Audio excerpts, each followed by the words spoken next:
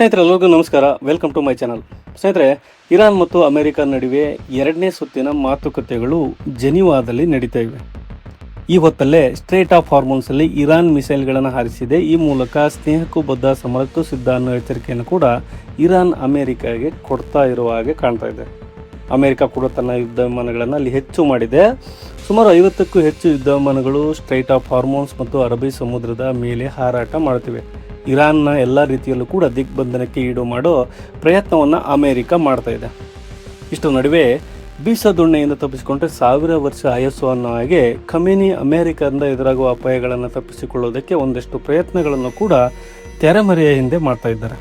ನಾವು ಅಣ್ವಸ್ತ್ರಗಳ ಬಗ್ಗೆ ಆಸಕ್ತಿಯನ್ನು ಹೊಂದಿಲ್ಲ ಅಂತ ಖಮೇನಿ ಪದೇ ಪದೇ ಹೇಳುವ ಮೂಲಕ ಬೀಸದೊಣ್ಣೆಯಿಂದ ತಪ್ಪಿಸಿಕೊಳ್ಳೋ ಪ್ರಯತ್ನವನ್ನು ಮಾಡ್ತಿದ್ದಾರೆ. ಇರಾನ್ನಲ್ಲಿ ಅಮೆರಿಕ ಜೊತೆಗೆ ಮಾತುಕತೆಗಳ ಮಧ್ಯಸ್ಥಿಕೆದಾರನಾಗಿ ಕೆಲಸ ಮಾಡ್ತಿರೋ ಓಮನ್ ಹೇಳ್ತಾ ಇರೋದು ಏನು ಅನ್ನೋದರ ಬಗ್ಗೆ ಒಂದಿಷ್ಟು ಮಾಹಿತಿಯನ್ನು ಈ ವಿಡಿಯೋದಲ್ಲಿ ಡೀಟೇಲ್ ಆಗಿ ನೋಡೋಣ. ಸ್ನೇಹಿತರೆ, ಇಷ್ಟು ದಿನ ಇರಾನ್ ಮತ್ತು ಅಮೆರಿಕ ನಡುವೆ ಪರಿಸ್ಥಿತಿ ಬೂದಿ ಮುಚ್ಚಿದ ಕೆಂಡ ಥರ ಇತ್ತು. ಒಂದು ಕಡೆ ಬಲಿಷ್ಠ ಏರ್ಕ್ರಾಫ್ಟ್ ಕ್ಯಾರಿಯರ್ಗಳನ್ನು, ಡೆಸ್ಟ್ರಾಯ್ಗಳನ್ನು, ಹಾಗೆ ಅರಬ್ಬಿ ಸಮುದ್ರದಲ್ಲಿ ನಿಲ್ಲಿಸಿದ ಅಮೆರಿಕ B-2 ಬಾಂಬರ್ಗಳು, ಹಾಗೆ F-35, F-6 ಹಾಗೆ F-15 ಅಂತ ಯುದ್ಧ ವಿಮಾನಗಳನ್ನು ಸನ್ನದ್ಧ ಸ್ಥಿತಿಯಲ್ಲಿ ಇಟ್ಟಿದೆ. ಜರ್ಮನಿಯಲ್ಲಿ ತನ್ನ ಎವ್ಯಾಕ್ಸ್ಗಳನ್ನು ಇಟ್ಕೊಂಡು ಅಲ್ಲಿಂದ ಸ್ಪೈ ಮಾಡ್ತಾ ಇದೆ. ಅಮೆರಿಕ ಇರಾನ್ ಸುತ್ತಮುತ್ತ ಇರೋ ತನ್ನ ಬೇಸ್ಗಳಲ್ಲಿ ಮಿಸೈಲ್ಗಳನ್ನು ಜೋಡಿಸಿಟ್ಟಿದೆ. ಈ ಮೂಲಕ ಯಾವ ಸಂದರ್ಭದಲ್ಲೂ ಬೇಕಾದರೂ ಇರಾನ್ ಮೇಲೆ ದಾಳಿ ಮಾಡೋದಕ್ಕೆ ತಾನು ಸಿದ್ಧ ಅನ್ನೋ ಸಂದೇಶವನ್ನು ಕೂಡ ಅಮೆರಿಕ ಕೊಡ್ತಾ ಇದೆ. ಇರಾನ್ ಒಂದು ಕಡೆಯಿಂದ ಒಂದು ಪ್ರೊವೊಕೇಷನ್ಗಾಗಿ ಅಮೆರಿಕ ಮತ್ತು ಇಸ್ರೇಲ್ಗಳು ಕೂಡ ಎರಡೂ ಬಕಪಕ್ಷಿಯಂತೆ ಕಾಯ್ತೇವೆ. ಇರಾನ್ ಅಮೆರಿಕದ ಮೇಲೆ ಅಥವಾ ಇಸ್ರೇಲ್ನ ಮೇಲೆ ಮಿಸೈಲ್ ಹಾರಿಸುವ ಪ್ರಯತ್ನವನ್ನು ಮಾಡಿದರೆ ಸಾಕು, ತಕ್ಷಣ ಅವರಿಬ್ಬರಿಂದ ಜಂಟಿಯಾಗಿ ಇರಾನ್ ಮೇಲೆ ದಾಳಿ ಮಾಡ್ತಾರೆ, ಯುದ್ಧವನ್ನು ಆರಂಭ ಮಾಡ್ತಾರೆ. ಈ ಎರಡು ದೇಶಗಳು ಕಾಯ್ತಾ ಇವೆ. ಇನ್ನು ಈ ಇರಾನ್ ಕೂಡ ಅಲ್ಲಿ ಸೇಫ್ ಗೇಮನ್ನು ಆಡ್ತಾ ಇದೆ. ಮೊದಲು ಇರಾನ್ ಅಮೆರಿಕದ ಯಾವ ಬೆದರಿಕೆ ಕೂಡ ನಾನು ಬಗ್ಗೋದಿಲ್ಲ ಅಂತ ಹೇಳ್ತಾ ಇತ್ತು. ಆದರೆ ತಲೆಗೆಟ್ಟಿ ಇದೆ ಅಂತ ಬಂಡೆಗೆ ಚಿಚ್ಕೊಳ್ಳೋಕ್ಕಾಗುತ್ತಾ ನೋಡಿ. ಹೀಗಾಗಿ ಅಮೆರಿಕ, ಅದರಲ್ಲೂ ಕೂಡ ಅಲ್ಲಿನ ಅಧ್ಯಕ್ಷ ಟ್ರಂಪ್ ಅವರನ್ನು ಸಿಟ್ಟಿನಿಂದ, ದ್ವೇಷದಿಂದ ಎದುರಿಸೋಕ್ಕೆ ಸಾಧ್ಯ ಆಗೋದಿಲ್ಲ. ಬದಲಾಗಿ ಅವರನ್ನು ನೈಸಾಗಿ ಹ್ಯಾಂಡಲ್ ಮಾಡಬೇಕು ಅನ್ನೋದನ್ನು ಇರಾನ್ ಕೂಡ ಅರ್ಥ ಮಾಡ್ಕೊಳ್ತಾ ಇದೆ.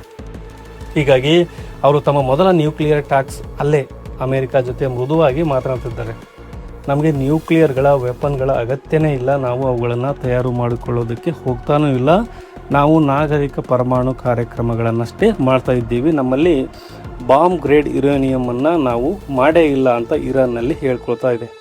ಇಷ್ಟ ಆದ ನಂತರ ಓಮನ್ ಎದ್ದು ಬಂದು ಇರಾನ್ ವಿದೇಶಾಂಗ ಸಚಿವ ಅರ್ಗಾಚಿ ಯುದ್ಧ ನೌಕೆಯಲ್ಲಿ ಬಂದು ನಿಲ್ಲುವುದರ ಮೂಲಕ ಎಲ್ಲದಕ್ಕೂ ಸಿದ್ಧ ಇದ್ದೀವಿ, ಮೊದಲು ಶಾಂತಿ, ಅದು ಸಾಧ್ಯವಾಗದೇ ಇದ್ದರೆ ಯುದ್ಧ ಅನ್ನೋ ಸಂದೇಶವನ್ನು ಕೂಡ ಕೊಟ್ಟಿದ್ದಾರೆ.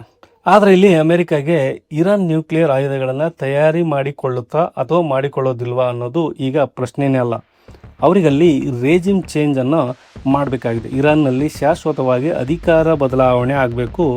ಅಲ್ಲಿ ಅಮೆರಿಕದ ಮಾತು ಕೇಳುವ, ಗೈಗಂಬೆಯಾಗುವ ಬಂದು ಒಬ್ಬ ವ್ಯಕ್ತಿ ಕೂತ್ಕೋಬೇಕು. ಹೀಗಾಗಿ ಇರಾನ್ ಮೇಲೆ ಒತ್ತಡವನ್ನು ಮತ್ತಷ್ಟು ಹೆಚ್ಚು ಮಾಡುವ ಪ್ರಯತ್ನವನ್ನು ಕೂಡ ಅಮೆರಿಕ ಅಲ್ಲಿ ಮಾಡ್ತಲೇ ಇದೆ. ಇನ್ನು ಇರಾನ್ಗೆ ಕೂಡ ಇದು ಗೊತ್ತಿಲ್ಲದ ವಿಷಯ ಏನಲ್ಲ. ಇರಾನ್ನಲ್ಲಿ ಸಂಪೂರ್ಣವಾಗಿ ಅಮೆರಿಕ ಮುಂದೆ ಶರಣಾಗೋದಕ್ಕೂ ಕೂಡ ಸಿದ್ಧ ಅಲ್ಲ. ಹೀಗಾಗಿ ಒಂದು ಕಡೆ ಮಾತುಕತೆಗಳ ಸಂದರ್ಭದಲ್ಲಿ ಅಮೆರಿಕವು ಕೂಡ ಇಷ್ಟವಾಗುವ ಹಾಗೆ ಇರಾನ್ ಮಾಡ್ತಾ ಇದೆ. ಮತ್ತೊಂದು ಕಡೆ ತನ್ನ ದೇಶದ ಒಳಗಿನ ಜನರಿಗೆ ಮತ್ತು ತನ್ನ ಜೊತೆಗೆ ನಿಲ್ಲಬಹುದಾದ ಚೈನಾ, ರಷ್ಯಾ, ಅಫ್ಘಾನಿಸ್ತಾನ ಮುಂತಾದ ದೇಶಗಳಿಗೆ ಕೂಡ ಮತ್ತೊಂದು ರೀತಿಯ ಸಂದೇಶವನ್ನು ಕೂಡ ಪ್ರಯತ್ನವನ್ನು ಇಲ್ಲಿ ಇರಾನ್ ಮಾಡ್ತಾ ಇದೆ. ಹೀಗಾಗಿ ಜೆನೀವಾದಲ್ಲಿ ನಿಂತುಕೊಂಡು ಇದೇ ಅರ್ಗಾಚಿ ನಾವು ಅಣ್ವಸ್ತ್ರಗಳನ್ನು ಮಾಡಬೇಕು ಅಂತ ಏನು ಅಂದ್ಕೊಂಡಿಲ್ಲ, ಆದರೆ ನಾಗರಿಕ ಪರಮಾಣು ಕಾರ್ಯಕ್ರಮವನ್ನು ಕೂಡ ನಾವು ಮಾಡ್ಕೋಬಾರ್ದ ಅಂತ ಹೇಳೋದಕ್ಕೆ ಅಮೆರಿಕಾಗೆ ಯಾವ ಅಧಿಕಾರವೂ ಇಲ್ಲ. ಪರಮಾಣು ಇಂಧನವನ್ನು ಹೊಂದುವ ಮತ್ತು ಅದನ್ನು ಬಳಸಿಕೊಂಡು ಅಂತಾರಾಷ್ಟ್ರೀಯ ಮಾನದಂಡಗಳಿಗೆ ಅನುಗುಣವಾಗಿ ನಮಗೆ ಬೇಕಾದ ಹಾಗೆ ಅದನ್ನು ಬಳಸುವ ಅಧಿಕಾರ ನಮಗೂ ಕೂಡ ಇದೆ ಅನ್ನೋ ಮಾತುಗಳನ್ನು ಅರಗಾಚಿಯಲ್ಲಿ ಆಡಿದ್ದಾರೆ. ಈ ಮೂಲಕ ಇರಾನ್ ಕೂಡ ಅಲ್ಲಿ ಸಂಪೂರ್ಣವಾಗಿ ಅಮೆರಿಕದ ಒತ್ತಡಕ್ಕೆ ನಾವು ಮಣಿತಿಲ್ಲ ಅಂತ ಅನ್ನೋ ಸಂದೇಶವನ್ನು ಕೂಡ ಕೊಡ್ತಲೇ ಇದ್ದಾರೆ. ಯುದ್ಧ ನಮಗೆ ಬೇಡ ಅಂತ ಹೇಳುತ್ತಾ ಅಕಸ್ಮಾತ್ ನಾಳೆ ಅಮೆರಿಕ ಏನಾದರೂ ದಾಳಿ ಮಾಡಿದರೆ ಅದನ್ನು ಕೂಡ ಎದುರಿಸೋದಕ್ಕೆ ಬೇಕಾದ ವ್ಯವಸ್ಥೆಗಳನ್ನು ಕೂಡ ನಾವು ಮಾಡಿಕೊಳ್ಳೋದಕ್ಕೆ ಒಂದಷ್ಟು ಕಾಲಾವಕಾಶವನ್ನು ಪಡೆದುಕೊಳ್ತಾ ಇದೆ. ಈ ಮಾತುಗಳನ್ನು ಕೇಳಿಸಿಕೊಂಡ ಮೇಲೆ ಅಮೆರಿಕ ಕೂಡ ಸುಮ್ಮನೆ ಇರಲಿಲ್ಲ. ನೀವು ಅಕಸ್ಮಾತ್ ಪರಮಾಣು ಶುದ್ಧೀಕರಣವನ್ನು ಶುರು ಮಾಡಿದರೆ ಬಾಂಬ್ ಗ್ರೇಡ್ ಯುರೇನಿಯಮನ್ನು ತಯಾರು ಮಾಡಿಕೊಳ್ಳೋ ಪ್ರಯತ್ನಗಳನ್ನು ಮುಂದುವರಿಸಿದ್ದೆ, ಆದರೆ ಒಂದು ಕ್ಷಣವೂ ತಡ ಮಾಡದೆ ಹಾಗೆ ನಾವು ನಿಮ್ಮ ಮೇಲೆ ದಾಳಿ ಮಾಡೋದಕ್ಕೆ ಸಿದ್ಧ ಇದ್ದೀವಿ ಅನ್ನೋ ಮಾತುಗಳನ್ನು ಕೂಡ ಅಮೆರಿಕದ ಅಧ್ಯಕ್ಷ ಡೊನಾಲ್ಡ್ ಟ್ರಂಪ್ ಅವರು ಕೂಡ ಹೇಳಿದರು. ಹೀಗೆ ಒಂದು ಕಡೆ ಸಮರಗಳು, ಮಾತುಕತೆಗಳು ನಡೀತಿರುವಾಗಲೇ ಇರಾನ್ಗೆ ಕೂಡ ಬೇಕಾದಷ್ಟು ಸಮಯ ಸಿಕ್ಕಂತಾಗಿದೆ. ಚೈನಾ ಇರಾನ್ಗೆ ಒಂದಷ್ಟು ಆಯುಧಗಳನ್ನು ಸರಬರಾಜು ಮಾಡಿದೆ. ಇರಾನ್ನಲ್ಲಿ ಅಮೆರಿಕ ಸೃಷ್ಟಿ ಮಾಡಿದ ಆರ್ಥಿಕ ಸಂಕಷ್ಟ ಮತ್ತು ಇರಾನ್ ಕರೆನ್ಸಿಯ ಕುಸಿತ ಏನಿತ್ತು ಅದನ್ನು ನಿಭಾಯಿಸೋದಕ್ಕೆ ರಷ್ಯಾ ಒಂದಷ್ಟು ಹಣಕಾಸಿನ ನೆರವನ್ನು ಕೂಡ ಇರಾನ್ಗೆ ಮಾಡಿದೆ. ಇದೆಲ್ಲದರ ನಡುವೆ ಈಗ ಇರಾನ್ ಸ್ಟ್ರೈಟ್ ಆಫ್ ಹಾರ್ಮೋನ್ಸನ್ನು ಬಂದ್ ಮಾಡಿ ಅಲ್ಲಿ ಸಮರಾಭ್ಯಾಸವನ್ನು ಆರಂಭ ಮಾಡಿದೆ ಮತ್ತು ಒಂದಷ್ಟು ಮಿಸೈಲ್ ಟೆಸ್ಟನ್ನು ಕೂಡ ಸ್ಟ್ರೈಟ್ ಆಫ್ ಹಾರ್ಮೋನ್ಸಲ್ಲಿ ಮಾಡ್ತಾ ಇದೆ. ಇನ್ನು ಹಾರ್ಮೋನ್ಸ್ ಸಮೀಪ ಏರ್ ಸ್ಪೇಸನ್ನು ಕ್ಲೋಸ್ ಮಾಡಿರೋ ಇರಾನ್ನಲ್ಲಿ ಬ್ಯಾಲಿಸ್ಟಿಕ್ ಮಿಸೈಲ್ ಪರೀಕ್ಷೆಯನ್ನು ಕೂಡ ಮಾಡಿದೆ. ಇದಕ್ಕಾಗಿ ದಕ್ಷಿಣ ಇರಾನ್ ಮತ್ತು ಸ್ಟ್ರೈಟ್ ಆಫ್ ಹಾರ್ಮೋನ್ಸ್ ಭಾಗದ 2 ರೂಟ್ಗಳನ್ನು ಕೂಡ ಇರಾನ್ ಮುಚ್ಚಿದೆ. ಇನ್ನು ಈ ಮಿಸೈಲ್ ಪರೀಕ್ಷೆ ಕೂಡ ಆಯ್ತಲ್ಲ, ಖಮೇನಿ ಅಮೆರಿಕದ ವಾರ್ಶಿಪ್ಗಳನ್ನು ಮತ್ತು ಏರ್ಕ್ರಾಫ್ಟ್ ಕ್ಯಾರಿಯರ್ಗಳನ್ನು ಮುಳುಗಿಸುವ ಶಕ್ತಿ ಇರಾನ್ನ ಮಿಸೈಲ್ಗಳಿಗಿದೆ ಅಂತ ಹೇಳಿದ ಕೆಲವೇ ಗಂಟೆಗಳಲ್ಲಿ ಬ್ಯಾಲಿಸ್ಟಿಕ್ ಮಿಸೈಲ್ ಪರೀಕ್ಷೆಯನ್ನು ಕೂಡ ಇರಾನ್ ಮಾಡಿದೆ. ಈ ಸ್ಟ್ರೈಟ್ ಆಫ್ ಹಾರ್ಮೋನ್ಸ್ ಇದೆ ನೋಡಿ, ಇದು ಅತ್ಯಂತ ಕಿರಿದಾದ ಪ್ರದೇಶ. ಇಲ್ಲಿ ಅತಿ ಹೆಚ್ಚು ಪ್ರಮಾಣದಲ್ಲಿ ತೈಲ ಹಡಗುಗಳು ಕೂಡ ಸಂಚಾರ ಆಗುತ್ತೆ. ಅರಬ್ ದೇಶಗಳು ಕೂಡ ಬಹುತೇಕ ತೈಲ ಈ ಸ್ಟ್ರೈಟ್ ಆಫ್ ಹಾರ್ಮೋನ್ಸ್ ಮೂಲಕವೇ ಹಿಂದೂ ಮಹಾಸಾಗರಕ್ಕೆ ಬರಬೇಕು, ಅಲ್ಲಿಂದ ಪೂರ್ವ ದೇಶಗಳ ಕಡೆಗೆ ಹೋಗಬೇಕು. ಈಗ ಸ್ಟ್ರೈಟ್ ಆಫ್ ಹಾರ್ಮೋನ್ಸನ್ನು ಬ್ಲ್ಯಾಕ್ ಮಾಡಿರುವುದು ಅಷ್ಟೇ ಅಲ್ಲ, ಅಲ್ಲಿ ಇರಾನ್ ಮಿಸೈಲ್ ಟೆಸ್ಟ್ಗಳನ್ನು ಕೂಡ ಮಾಡ್ತಾ ಇದೆ.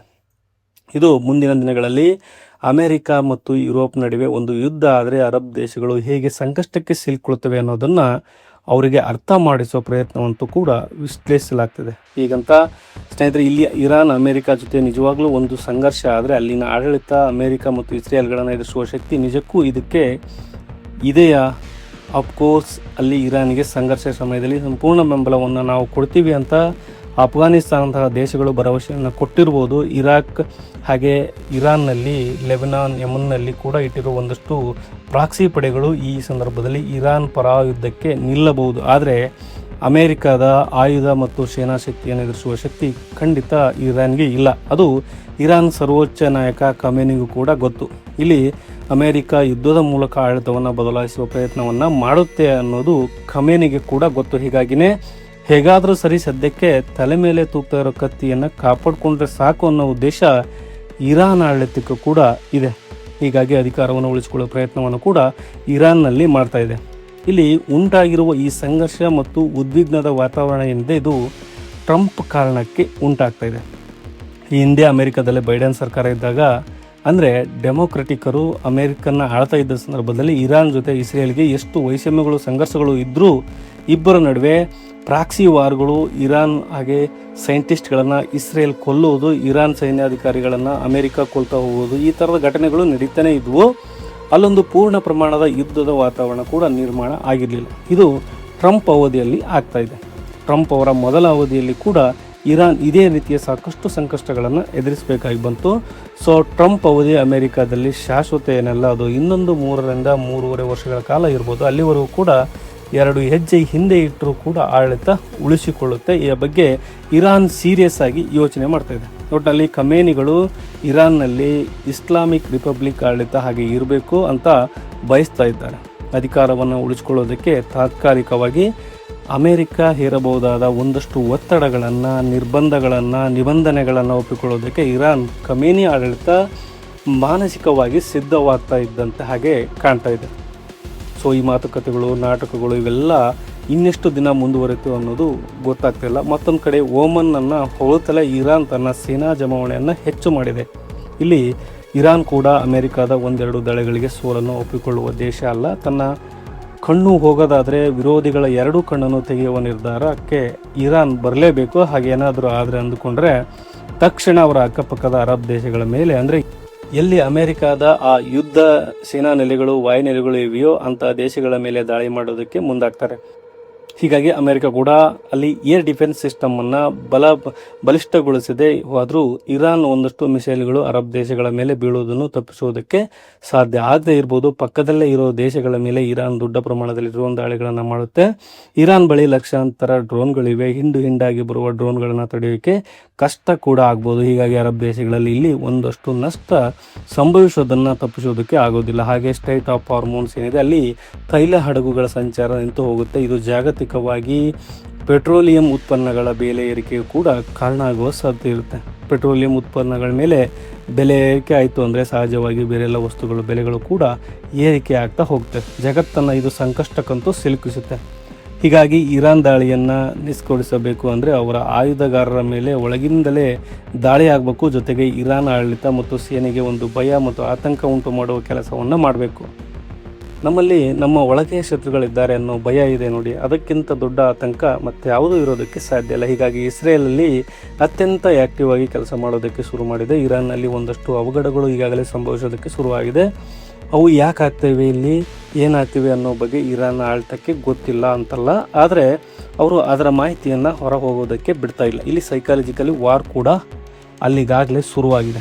ತೆಹರಾನ್ ಬಳಿ ಇರುವ ಪರಾನ್ ಸೆಟ್ಲಿ ಅಗ್ನಿ ಅನಾಹುತ ಆಯ್ತಲ್ಲ, ಅದಕ್ಕೆ ಕಾರಣ ಏನು ಅನ್ನೋದು ಗೊತ್ತಾಗಲಿಲ್ಲ. ಈ ಪರಾನ್ ಸೆಟ್ಲಿ ಇರಾನ್ನ ಪ್ರಮುಖ ಸೇನಾ ಕಚೇರಿ ಕೂಡ ಇದೆ. ಅಲ್ಲದೆ ತೆಹರಾನ್ನಿಂದ ಕೂಗಳತೆಯ ದೂರದಲ್ಲಿರುವ ಈ ಪ್ರದೇಶ ಇರಾನ್ ರಾಜಧಾನಿ ರಕ್ಷಣೆಗೆ ತುಂಬ ಮುಖ್ಯ ಅಂತ ಕೂಡ ಅನಿಸಿಕೊಳ್ಳುತ್ತೆ. ಹೀಗಾಗಿ ಅಲ್ಲಿ ಬೆಂಕಿ ಕಾಣಿಸಿಕೊಂಡಿರೋದು ಹಲವಾರು ಅನುಮಾನಗಳಿಗೆ ಕೂಡ ಎಡೆ ಮಾಡಿಕೊಡ್ತಾ ಇದೆ. ಇನ್ನು ಚಬಹಾರ್ ಪೋರ್ಟ್ ಸಮೀಪದಲ್ಲಿ ಕೂಡ ಒಂದು ದೊಡ್ಡ ಬೆಂಕಿಯ ಅವಘಡ ಸಂಭವಿಸಿತ್ತು. ತೆಹರಾನ್ನಲ್ಲಿ ಸೇನಾಧಿಕಾರಿಗಳ ಅಪಾರ್ಟ್ಮೆಂಟ್ಗಳಲ್ಲಿ ಬೆಂಕಿ ಕಾಣಿಸಿಕೊಳ್ತು.